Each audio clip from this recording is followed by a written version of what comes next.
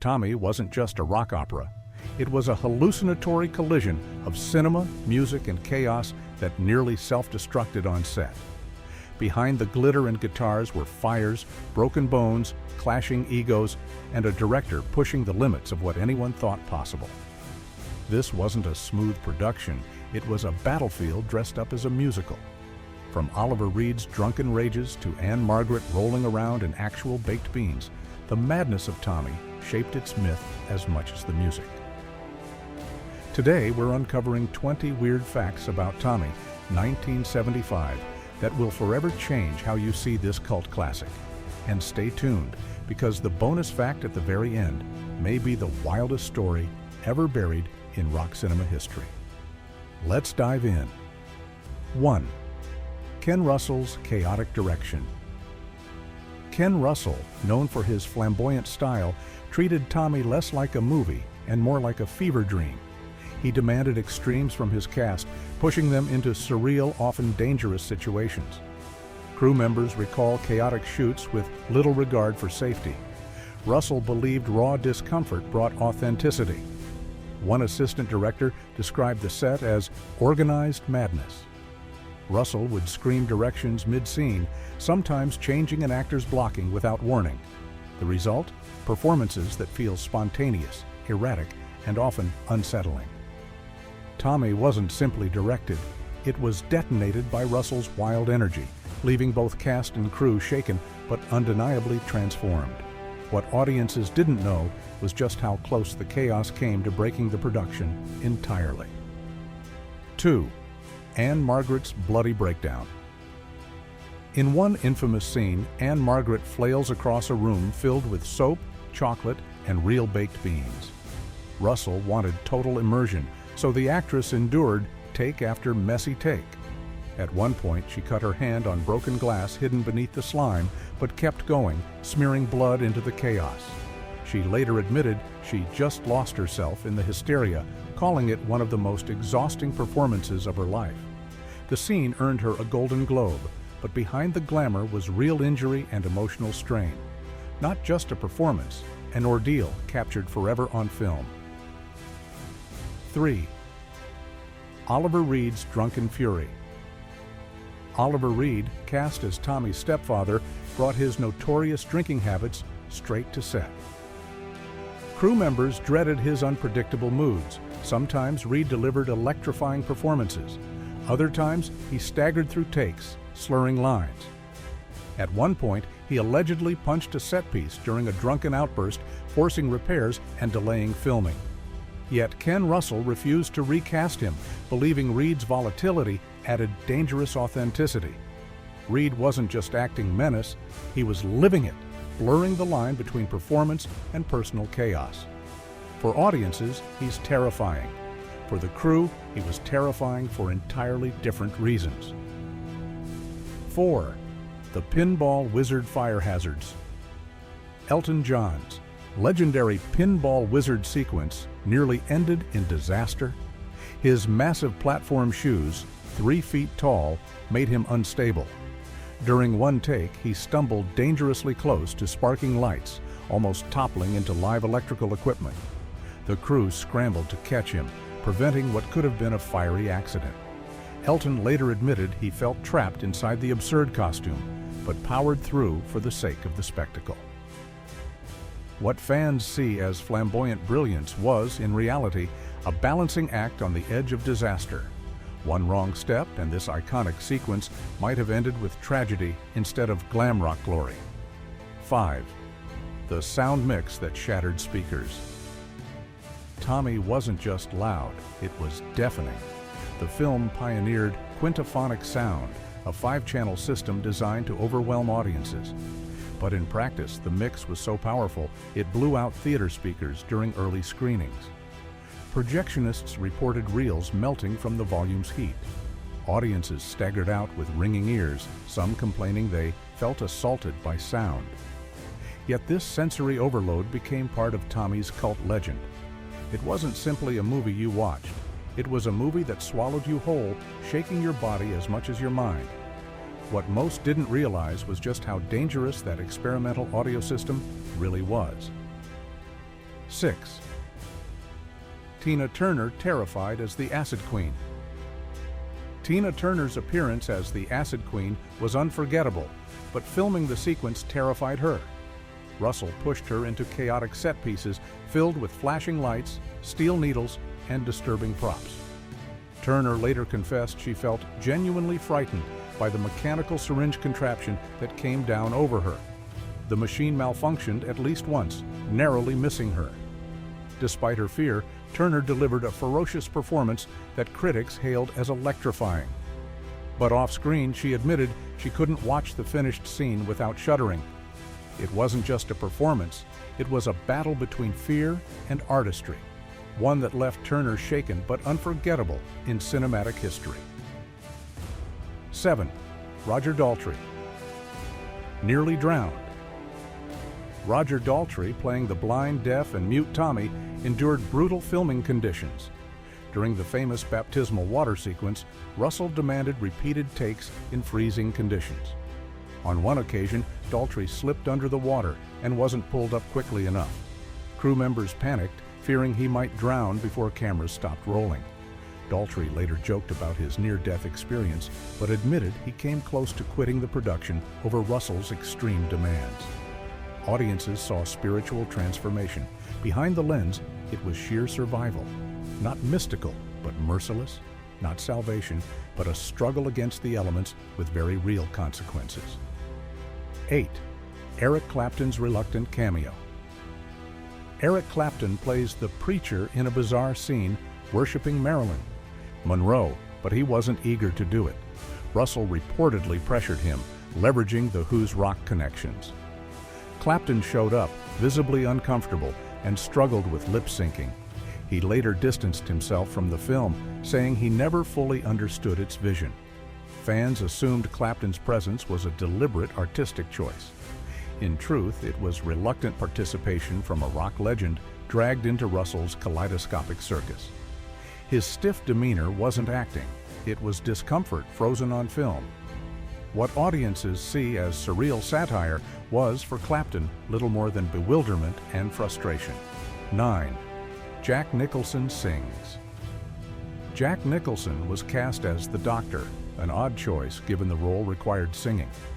Nicholson wasn't a trained vocalist, and his hesitant performance nearly derailed the scene. Russell, however, insisted his raw, imperfect delivery gave it authenticity. Daltrey later teased that Nicholson's singing was so bad it was brilliant. On set, Nicholson's nerves were obvious. He downed drinks before takes to calm himself. Yet his star power overshadowed the vocal flaws, making the cameo one of the film's strangest highlights. It wasn't harmony, it was dissonance.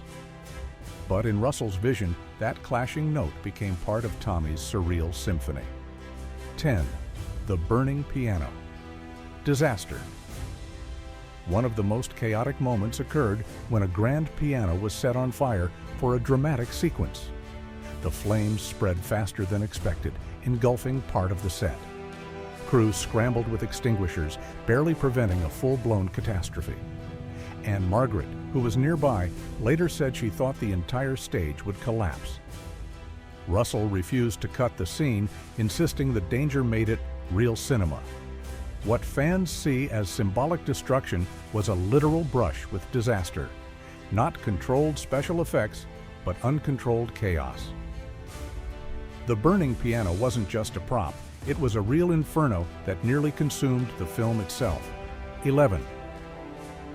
The mid-roll like and subscribe moment. By the time cameras rolled on the giant Tommy's Holiday Camp sequence, the set had spiraled into near anarchy. Hundreds of extras, massive props, and explosive effects turned the stage into pure chaos. Daltrey remembered struggling to keep focus as pyrotechnics went off inches from his face. It was overwhelming, terrifying, and unforgettable. And here's the thing, there are still 10 more insane behind-the-scenes secrets you haven't heard yet. So before we dive into the next shocking fact, go ahead and like and subscribe, because the truth only gets wilder from here. What seemed like spectacle on screen was, in reality, a dangerous circus balancing on the edge of disaster. 12. Pete Townshend's nervous breakdown. Pete Townshend, the mastermind behind The Who's original rock opera, wasn't immune to the pressure of seeing his vision adapted.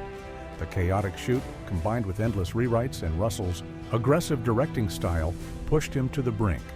Townshend later admitted he nearly had a breakdown during production, confessing he felt his creation was being twisted beyond recognition.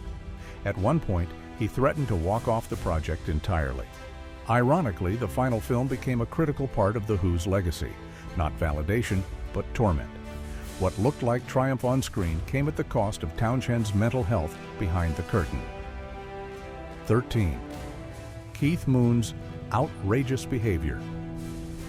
Keith Moon, cast as Uncle Ernie, was exactly what you'd expect: wild, unpredictable, and uncontrollable. On set, he showed up drunk, played pranks on cast members, and ignored call sheets entirely. One night, he disappeared for hours, forcing the crew to delay filming. When he did return, he was so intoxicated he could barely stand.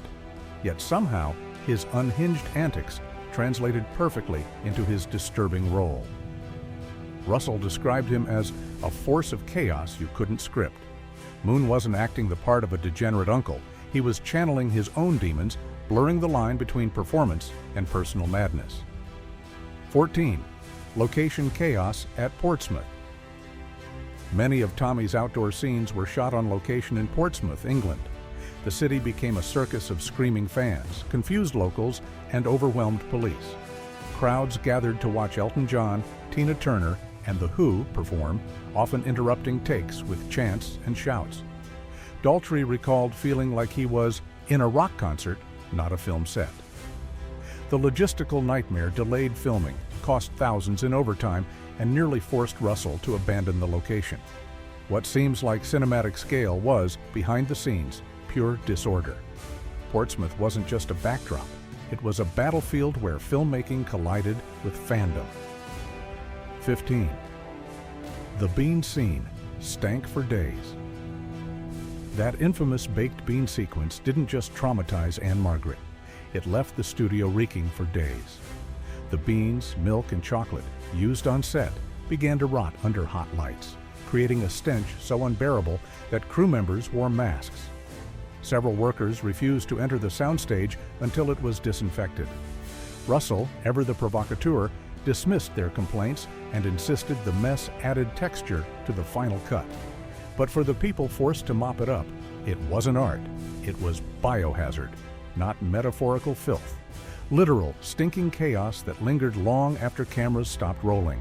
16. Ann-Margret's Oscar-nominated madness. Ann-Margret's willingness to suffer for her art didn't just earn applause, it nearly won her the industry's highest honor. Her performance in Tommy landed her an Academy Award nomination for Best Actress. But the truth behind the nomination is darker. She had endured bleeding cuts, emotional exhaustion, and relentless takes under Russell's chaotic command. While critics hailed her fearless commitment, she admitted privately that the experience haunted her. It wasn't just method acting, it was endurance bordering on self-destruction. The nomination immortalized her suffering, turning a nightmare into professional glory. On screen, it looks glamorous. In reality, it was pain disguised as performance. 17. The banned religious imagery. Tommy courted controversy worldwide, especially for its use of religious imagery. The Marilyn Monroe cult sequence, with worshippers clutching golden statues of the actress, was denounced as blasphemous. In some countries, the scene was censored or banned outright. Russell wasn't surprised. He had intentionally blurred the line between pop culture and religion. For him, it was satire. For censors, it was sacrilege. Audiences saw strange symbolism. Authorities saw dangerous mockery of faith. Tommy wasn't just challenging cinematic conventions, it was provoking cultural taboos, leaving behind a trail of outrage and censorship notices across the globe. Not just spectacle, but scandal preserved in celluloid. 18. The near electrocution incident. One of the most frightening on-set accidents happened during a musical number involving heavy lighting rigs and water effects. Roger Daltrey was performing when a piece of equipment sparked dangerously close to the pool he was standing in. Crew members yanked him away just seconds before possible electrocution. The incident rattled everyone on set, though Russell brushed it off as part of the process. Daltrey later admitted it was one of the few times he feared he wouldn't survive a shoot. What audiences saw as mystical baptism nearly became a fatal accident. Proof that the chaos behind Tommy wasn't just artistic, but life-threatening. 19. The budget ballooned out of control. What began as a modest rock opera film quickly spiraled into a financial nightmare. Russell's extravagant vision demanded enormous sets, elaborate costumes, and endless reshoots. The budget swelled beyond projections, forcing producers to scramble for additional funds. The studio grew nervous, fearing the project would collapse before completion. In hindsight, the risk paid off. Tommy became a cult sensation, but during production, it was sheer panic. Every extra dollar felt like a gamble that could ruin careers. It wasn't careful filmmaking, it was reckless roulette, with Russell doubling down on spectacle at every turn. Chaos wasn't just artistic, it was financial. 20. The premiere nearly sparked a riot. When Tommy premiered in 1975, audiences weren't ready for the overwhelming sensory assault of quintaphonic sound. The volume left some people clutching their ears, while others stormed out in anger. At one screening, frustrated patrons shouted at projectionists to turn it down, only to be told the system couldn't be adjusted. Tempers flared, and the atmosphere turned hostile. Yet for others, the chaos only added to the legend. Proof they had witnessed something radical, dangerous, and unforgettable. The movie's debut wasn't just a premiere, it was a cultural eruption, dividing audiences between awe and fury, not harmony. Collision. Bonus fact, the real-life cult fears. The strangest legacy of Tommy was its rumored influence on cult behavior. Religious leaders in the U.S. warned that the film glorified false idols, claiming it could corrupt youth into dangerous worship. Some even compared it to the hysteria around Charles Manson, suggesting its imagery might inspire violence. While no direct link was proven, the paranoia revealed how seriously people took Russell's outrageous vision. What was meant as rock opera satire was interpreted as a manifesto for chaos. The film blurred the line between fiction and fear, embedding itself in cultural mythology as more than a movie. It was a perceived threat. Tommy wasn't just a rock opera on screen. It was a war behind the camera, fought with baked beans, fire, electricity, and egos larger than life. The chaos gave birth to one of cinema's strangest cult artifacts, a movie both celebrated and condemned. Its legacy proves that sometimes the most unhinged productions leave behind the most enduring art. So if you thought you knew Tommy, think again. Like, subscribe, and share your favorite fact below. And remember, in the world of rock cinema, the chaos behind the curtain is always louder than the music itself.